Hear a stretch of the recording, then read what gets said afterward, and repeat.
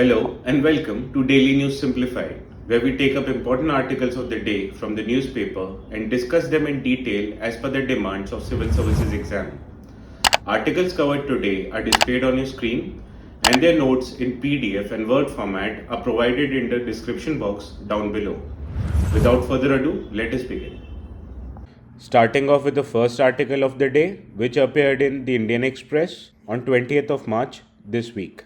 The article reports that by pivoting to raw sugar exports, India has gone from being a marginal player 5 years ago to number 2, with the shipments crossing over 110 lakh tons, and this is next only to Brazil and way ahead of its competitors Thailand, Australia. Specific advantages of Indian raw sugar have helped Indian exports. The relevance of this topic can be gauged by the fact that it is important from both prelims and mains point of view. Questions in the economy and geography section have been asked on sugarcane before, whereas in mains, from GS1 point of view, factors responsible for location of primary sector industries in various parts of the world, including India, is important. Whereas in GS paper 3, major cropping patterns and transport and marketing of agricultural produce is an important topic. Now, as you can see from PYQs, a question on sugar mills in southern states appeared in mains 2013. Whereas in prelims 2020, a question was asked on current trends of cultivation for sugarcane in India. Now, understanding about sugarcane.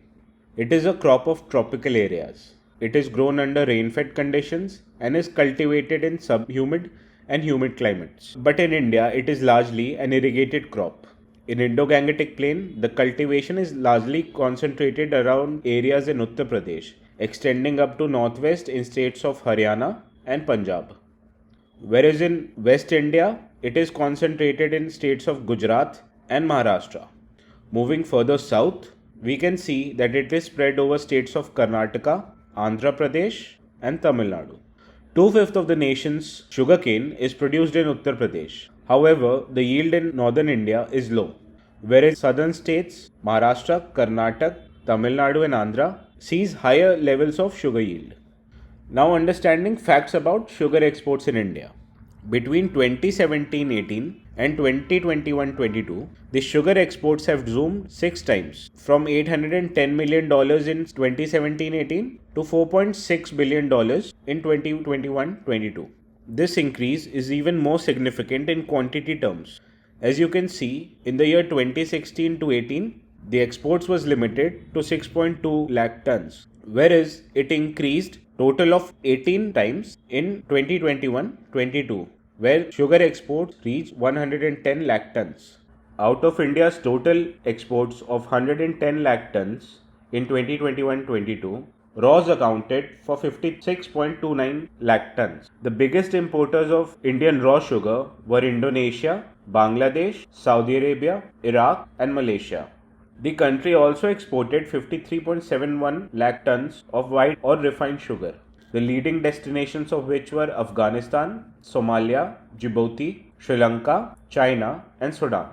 Now as you can see, India exports mainly two types of sugar, raw sugar and white sugar, which makes you wonder what are raw and white sugars. Let us address this concern. International Commission for Uniform Methods of Sugar Analysis, abbreviated by ICU-MSA, is a measure of purity of sugar and it is based on color. The lower is the value of ICU-MSA, the more is the whiteness of the sugar. Raw sugar is what mills produce after the first crystallization of juice obtained from crushing of cane.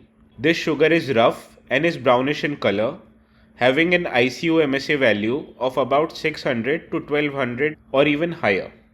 This raw sugar is then processed in refineries, removed of impurities and is decolored, the end product of which is white sugar, having an ICU-MSA value of 45. However, the sugar used by industries such as pharmaceutical sectors have an ICU-MSA of less than 20. Till 2017-18, India mainly shipped plantation white sugar with ICU-MSA value of 100 to 150, referred as low quality whites. The efforts to push export of raws got a further boost when Indonesia in 2019 agreed to tweak its ICU-MSA norms to enable imports from India. Indonesia had previously imported only raw sugar having ICU-MSA value of 1200 or more, which was largely imported from Thailand. However, these levels were brought down by 600 to 1200 to allow its refiners to process high purity raws from India.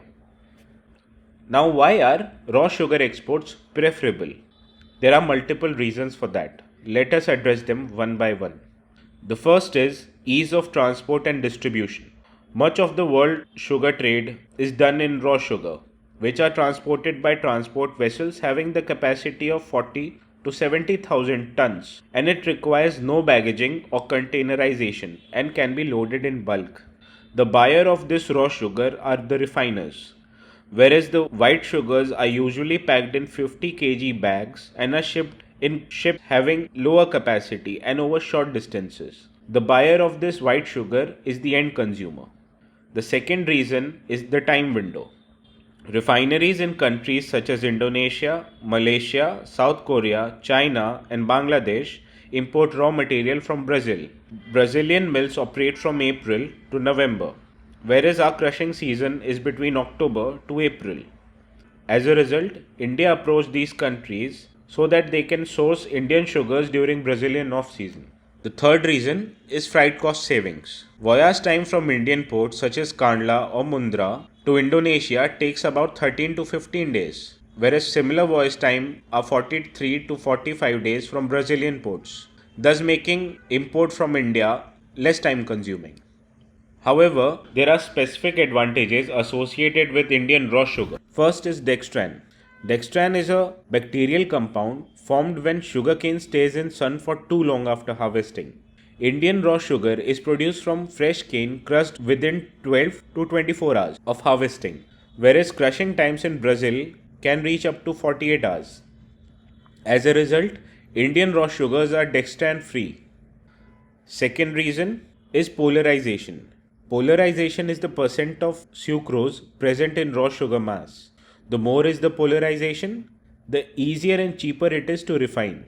Indian raw sugar have high polarization ranging from 98.5% to 99.5%, whereas raw sugars from Brazil, Thailand and Australia have only 96 to 98.5% of polarization. The third advantage of Indian raw sugar is enhanced awareness about its quality. This awareness enables our raws to fetch about 4% premium over global benchmarks. This is in contrast to white sugar. Now, let us understand the challenges that the sugar exports face. The first is the dwindling availability for domestic market. Concerted export drive, coupled with diversion of sugarcane juice to produce ethanol, have helped bring closing stocks down to about 70 lakh tons by 2021-22, which is only enough for 3 months of domestic consumption, as against 2017-18, where closing stocks were 105 lakh ton, which was enough for about 5 months of domestic consumption. This has resulted into supply glut in domestic market. As a result, government have imposed caps on export, as lower stocks and production dipping to an estimated of 334 lakh tons as against 360 lakh tons in 2021 has led government to cap India's export to only 61 lakh tons for the current year, out of which 50 lakh tons have already been exported. The third reason is reduced price realization for sugar farmers. Mills in Maharashtra are now realizing about 32 rupees for every kilogram of sugar sold in domestic markets. As against this, London white sugar prices are about $585 per ton. Even factoring in transport charges, this realization leads to about 40 to 43 rupees per kilograms. As a result, you can see a 10 rupees price difference for every kilogram of sugar sold in India. There are few suggestions regarding this. First is the need to make a permanent export policy, which should balance concerns about domestic availability and food inflation with the need to double farmers' income. Second, overseas market lost are not easy to regain. Building export requires effort. Overseas buyers needs to be convinced about the price, competitiveness, product quality, and reliability of supplies from the exporting country. Now let us take a cursory view of sugar industries in India. India is the second largest producer after Brazil. Other important sugar producing nations include USA, China, as well as Thailand. India produces about 15% of global sugar. 5 crore farmers are engaged in sugarcane farming, as well as sugar mills directly employ over 5 lakh workers. This industry has linkages with other industry for making bioelectricity, bioethanol, biomanure, and chemicals. However, sugar industry in India face certain challenges. What are these challenges? Let us address them one by one. First is cane reservation area and bonding. Sugar mills in India have designated captive areas, which reduces the bargaining power of the farmers. On the other hand, mills also lose the flexibility in augmenting cane supplies in case of shortfall of sugarcane production. Second is the minimum distance criteria, which causes distortion in the market, thus reducing competition. The third issue faced by sugarcane industries in India is related to dual pricing. The fair and remunerative price, that is FRP, and the state administered price, that is SAP, are price paid to sugarcane farmers by the mills. Higher FRP and SAPs have led to increase in average production cost, which is over and above the minimum selling price. This difference leads to arrears in cane prices. The fourth issue faced by sugarcane industry is restriction on movements of its byproducts such as molasses or bagasse across state boundaries. Other issues associated with sugarcane industries are high production cost of sugar compared to international levels, seasonal nature of industry as mills and workers are idle for about 6 months every year, outdated technology where mechanical efficiency of sugar mills have reduced, and also reduced demand for sugars because of increasing demands for alternatives such as artificial sweeteners. Now way forward for sugar industries and improvement of its condition. First, we'll cover C. Rangarajan Committee's recommendation. First of which was to phase out cane reservation area and bonding requirement. Second was to review the distance norms that can lead to augmentation of supplies whenever there is a shortfall in area's sugarcane production. Third is to remove quantitative restrictions on trade and convert them into tariffs. Further, suggestions made by Niti Aayog's Ramesh Chand task force include: first is to increase the minimum selling price in order to unburden mills. Second is imposition of sugar cess to mobilize around 4,500 crores, which will be used to provide loans to sugar mills for improving technologies or paying to farmers. Third suggestion is to diversify and nudge farmers away from sugar cropping. Fourth is to adopt a revenue sharing formula between farmers and mills. Another suggestion is to redesign export intensives to make them World Trade Organization compliant. And another suggestion is to decontinue the buffer stocks. Now moving on to the second article that we have covered today. This article appeared in the Indian Express on 22nd of March. Failure of Silicon Valley Bank and Signature Bank in United States, Credit Suisse in Switzerland, and its potential contagion effect across the globe has brought attention to the health of banking sector in India. The biggest loser in Credit Suisse fire sale have been the investors in the banking sector's riskiest bond called Additional Tier 1 or AT1 bonds.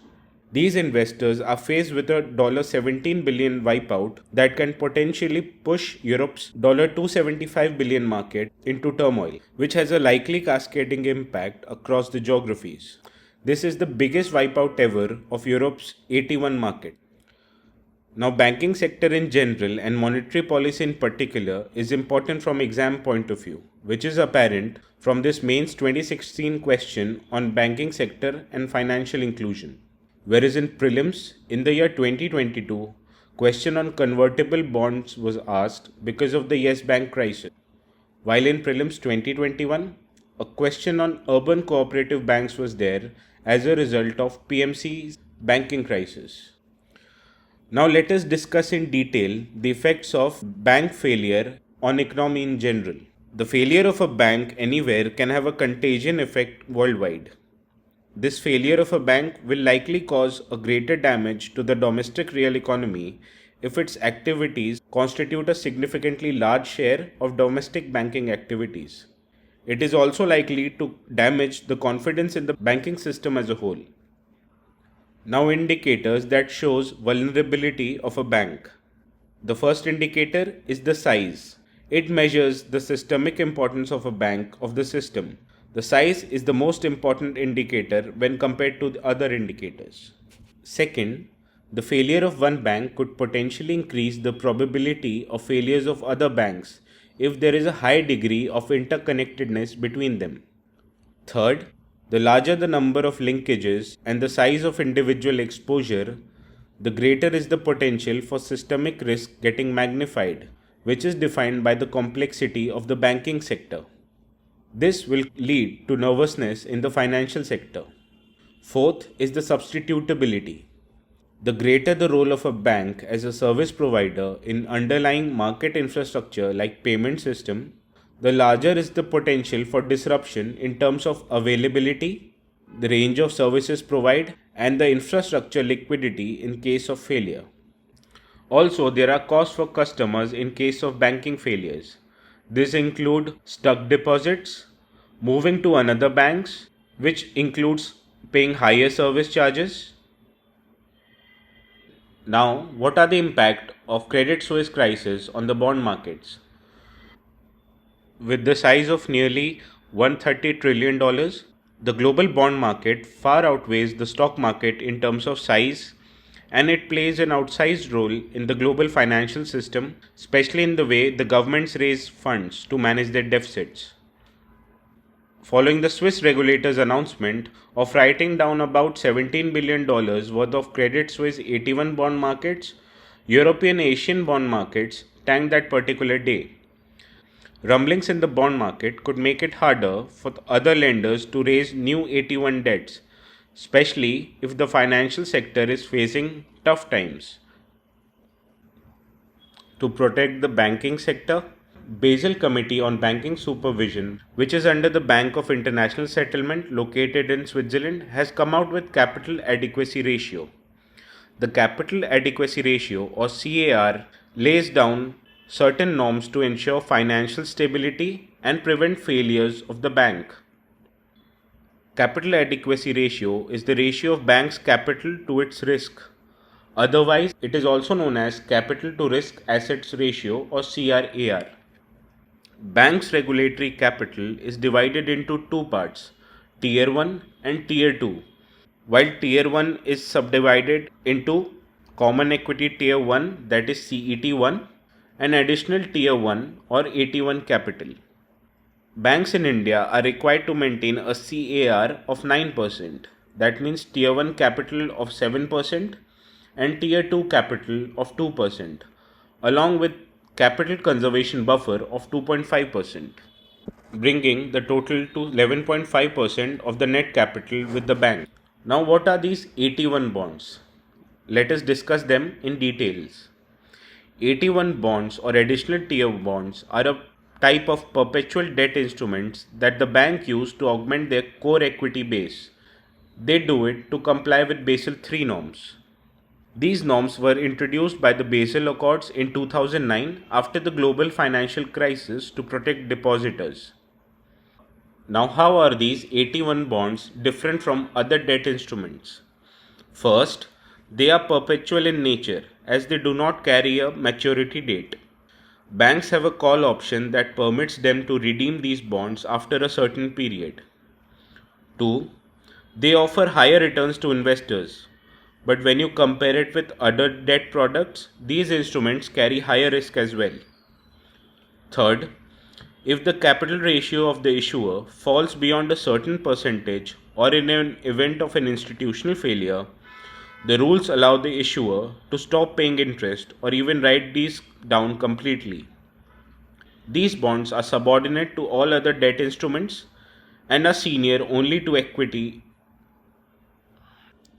Now, the question that may arise, are these bonds safe for investors? As we have established that in an event of institutional failure, These bonds have been written down previously under the directions of RBI. For example, 81 bonds worth more than 8,400 crores were written off completely during the Yes Bank reconstruction scheme.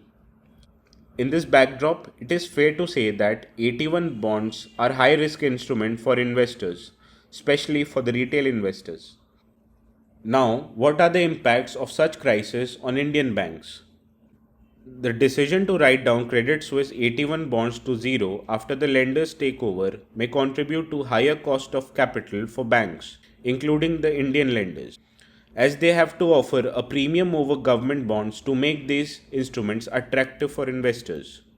However, experts see no major impact on Indian banks on fundraising through 81 bonds, as the spread between regular bonds and 81 bonds in India is less than 150 basis points, which is against 250 basis points in Europe and US.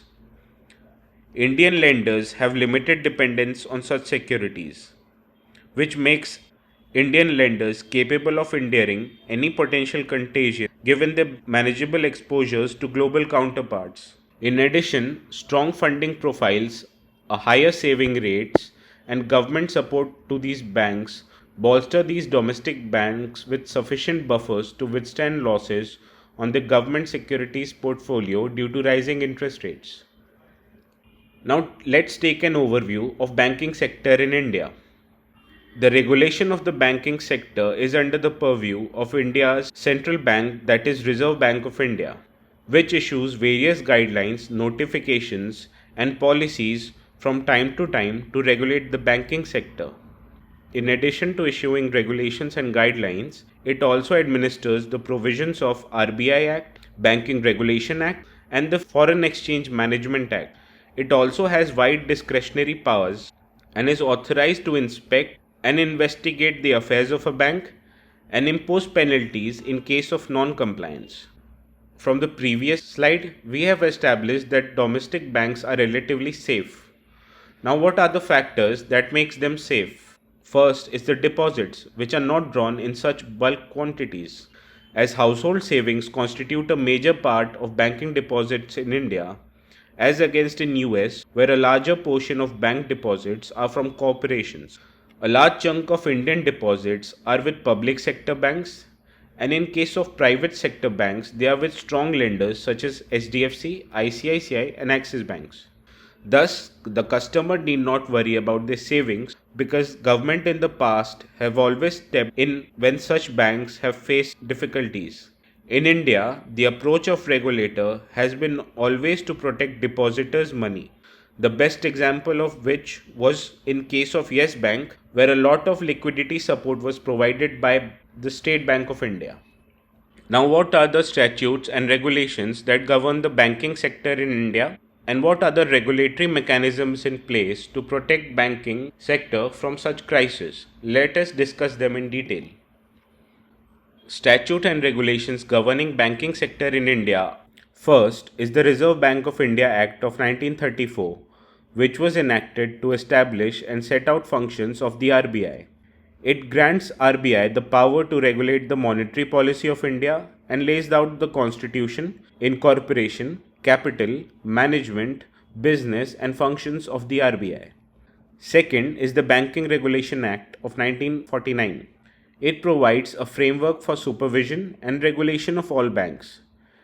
It also gives RBI the power to grant licenses to the banks and regulate their business operations. The third is the Foreign Exchange Management Act of 1999, which is a primary exchange control regulation in India. FEMA and the rules made under those regulate cross-border activities of the bank. These are administered by the RBI itself. Other key statutes involve Negotiable Instruments Act of 1881, Recovery of Debt Due to Banks and Financial Institutions Act of 1993, the Bankers Book Evidence Act of 1891, the Payment and Settlement Act of 2007, the SARFAESI Act of 2002, and the Banking Ombudsman Scheme of 2006. The public sector banks in India are regulated by the Banking Regulation Act and the statute by which they have been nationalized and constituted. In addition to these, deposits placed by the various banks are insured by Deposits Insurance and Credit Guarantee Corporation, which is a subsidiary of RBI and is governed by the Deposits Insurance and Credit Guarantee Corporation Act of 1961. The DIGC Act ensures all deposits such as savings, fixed, current, and recurring, etc., except deposits of foreign governments, deposits of central and state governments, interbank deposits, deposits of state land development banks, or any amount due on account of any deposits received outside India, and any amount that is specifically exempted with prior approval of RBI. Further, there are measures that have been taken to improve the regulation of financial institutions. These measures include designating banks as domestic systemically important banks or DSIBs. RBI has classified SBI, ICICI Bank and HDFC Bank as DSIB banks. Under DSIB framework, RBI was required to disclose the name of the banks and place them in an appropriate bracket depending upon their systemic importance. The additional CET1 requirements, in addition to capital conservation buffer, are applicable on such banks. Second is insurance for deposits. With a view of providing greater measure of protection to depositors, DICGC raised the limit of insurance cover provided from 1 lakh to 5 lakhs per depositor. As in end March 2022, about 98% of deposits are insured by DICGC. The third are consumer protection norms. Banks in India are subjected to consumer protection laws that act as an alternative and speedy remedy to approaching courts, a process that can be expensive and time consuming. The Consumer Protection Act of 1986 provides a three-tier mechanism consisting of district forums, state commission, and national commission to deal with consumer complaints. In addition, Banking Ombudsman Scheme was enacted to adjudicate disputes between a bank and its customers. The fourth mechanism for protection of banks is Prompt Corrective Action Framework.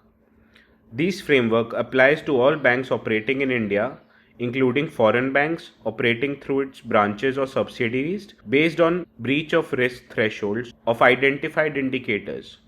However, payment banks and small finance banks are not covered by the PCA. Parameters includes capital, asset quality, and leverage. Another step was to amend the Banking Regulation Act in order to bring cooperative banks under the purview of RBI. Changes includes issuance of share and securities by cooperative banks to increase their capital base, supersession of board of directors to address management issues, and allowing RBI to initiate a scheme for reconstruction or amalgamation of a bank without placing it under moratorium, boosting public confidence. Moving on to the third article of the day, which appeared in the Indian Express on 23rd of March this week. The article talks about the Agreement on Biodiversity Beyond National Jurisdictions, or BBNJ, has been finalized. This agreement intends to promote the preservation and sustainable exploitation of biological resources in the high seas. This agreement is a crucial step in the right direction for safeguarding the planet.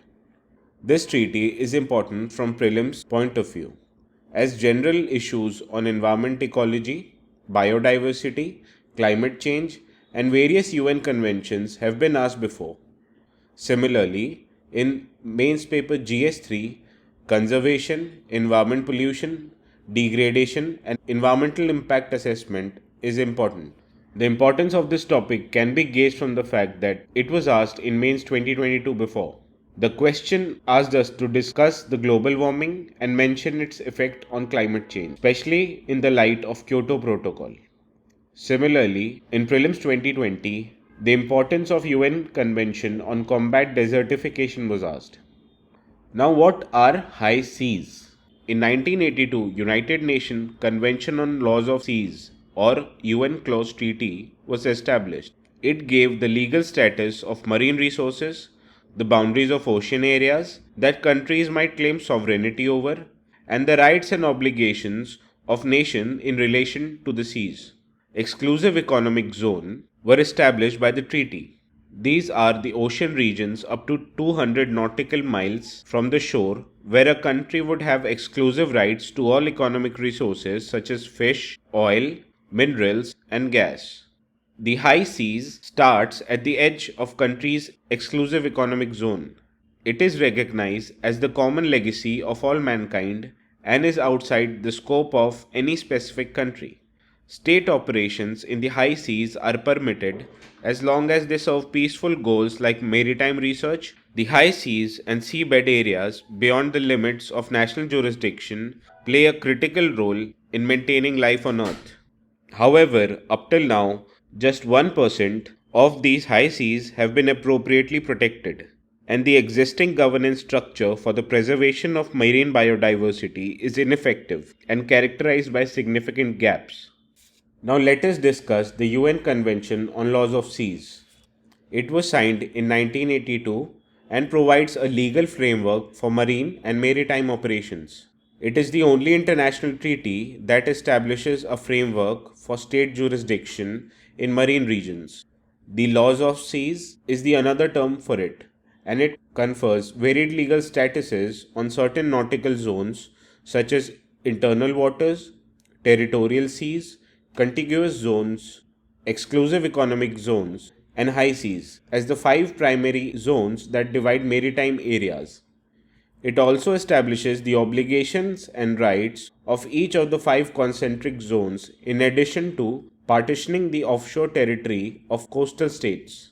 The Third United Nations Conference on Laws of Seas was convened in New York in 1973, and the conference was conducted up to 1982. It was passed in response to numerous territorial water claims put out by various nations.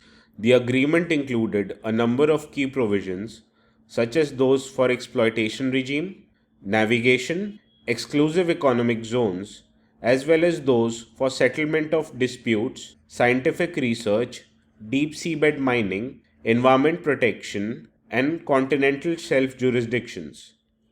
Now, what is biodiversity beyond national jurisdiction or BBNJ? There are four main objectives of the treaty. First is the demarcation of marine protected areas or MPAs. These are protected areas like forest and wildlife areas, and activities in these areas are aimed to be highly regulated. The second objective of this treaty is for sustainable use of marine genetic resources and equitable sharing of benefits arising out of them, which includes monetary gains. The third objective is to conduct environment impact assessment. Under the terms of a treaty, any commercial or other activities that may significantly harm the marine ecosystem or results in widespread pollution would need to undergo an EIA, the findings of which would need to be shared with the global community.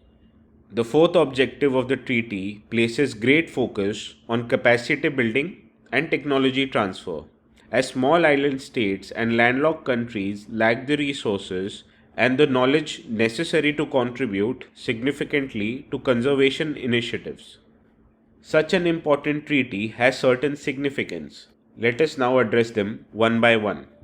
After the ratification by the signatory nations, it will become an international law and will govern all human activities carried out in high seas, with the aim of ensuring that ocean resources, including biodiversity, are sustainably utilized.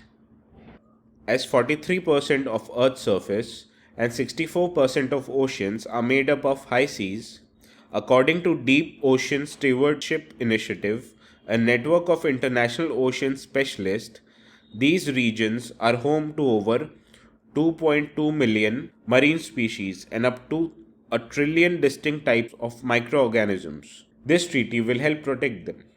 The third significance is that it addresses specific issues, as UN clause only asks that nations maintain the ocean's environment and preserve its riches. However, it makes no mention of precise procedures or mechanisms that should be used to accomplish so. The High Seas Treaty aims to address these specific challenges such as triple planetary crisis of climate change, biodiversity loss, and pollution. Another significance is that this treaty helps enforce the 30 by 30 goals of UN Biodiversity Conference. This conference called for preservation of 30% of the world's land and oceans by the year 2030. This agreement is also vital for achieving the ocean-related goals of 2030 Agenda for Sustainable Development and Kunming-Montreal Global Biodiversity Framework. This agreement also seeks to guard against the impact of deep sea mining. However, the agreement on biodiversity beyond national jurisdiction faces certain challenges. What are these challenges? Let us address them one by one. There are still a lot of unresolved questions, such as how to monitor these protected areas or what will happen to such projects that are deemed to be extremely polluting and how to settle these disputes, as the agreements are now signed in form of bare bones and the provisions will be added later on. Since it took the UN clause 12 years to become an international law due to delays in ratification, the ratification process of BBNJ is expected to form similar hurdle and thus it will not be simple. One of the key differences between the developing and the developed nations is about how to divide the marine genetic resources. Marine genetic resources are composed of the genetic material of bacteria, corals, krill, seaweed, and deep sea marine sponges, and are attracting increased scientific and commercial interest because of the potential to use in medications and cosmetics. Other contentious issues are the procedure for establishing marine protected areas and the framework for environment impact assessment of anticipated high sea operations. Now let us address the way forward. Notwithstanding these difficulties, the new treaty offers a cause for celebration at a time when international politics seems to be otherwise hopeless. The BBNJ agreement demonstrates that, at least where the future of shared planet is an issue, international collaboration is still conceivable. The ocean plays a crucial role in the global climatic cycle and provides a variety of ecological services such as absorbing carbon dioxide and excess heat. This accord is also regarded as a turning point in a fight to preserve the world's habitat. Moving on to the last article of today, which appeared in today's Hindu. As the world's soil continued to be impacted by salt, researchers have identified a protein that plays a crucial role in helping plants like sorghum to grow in alkaline and salty soils. Researchers have performed a genome-wide association study of plant growth in alkaline condition using sorghum and an identified alkaline tolerance 1, which is a major locus specially related to the plant's sensitivity to alkaline and sodic soils. Now let us understand more about sorghum. More than 90% of the world's production is carried out in developing countries of Asia and Africa. Nigeria, 6.9 million metric tons of production, Ethiopia with 5 MMT, Mexico again with 5 MMT, India with 4.5 MMT, and China with 3.6 MMT are the leading producers of sorghum. However, it is the United States that is the top producer, with annual output of around 9 million metric tons. Sorghum adapts easily to soil and climatic conditions. That is why it has a wide distribution area ranging from tropical to desert and semi-desertic climatic zones to temperate and humid climates. Sorghum seeds begin to germinate at 10 degrees centigrade, and the optimum temperature for seed germination, growth and development is within 25 to 30 degrees centigrade. Excessively high temperatures, especially in the period from germination to tillering when a powerful root system has not yet been formed, have a negative effect on sorghum. During the panicle development, the crop tolerates temperatures up to 40 to 45 degrees centigrade, which makes it heat tolerant and drought resistant crop. Sorghum tolerates air and soil droughts, dry winds and high temperatures much more easily than other cultivated plants. However, it is sensitive to low temperatures and frost, especially In the flowering stage, the plants die at -2 degrees centigrade. As a tropical plant, in the process of evolution, it has developed a great adaptability to the lack of moistures. India's sorghum yields have averaged at around 1 tons per hectare, as you can see from this graph. Leading producing states of sorghum in India include Rajasthan, Maharashtra, Andhra Pradesh, and Karnataka.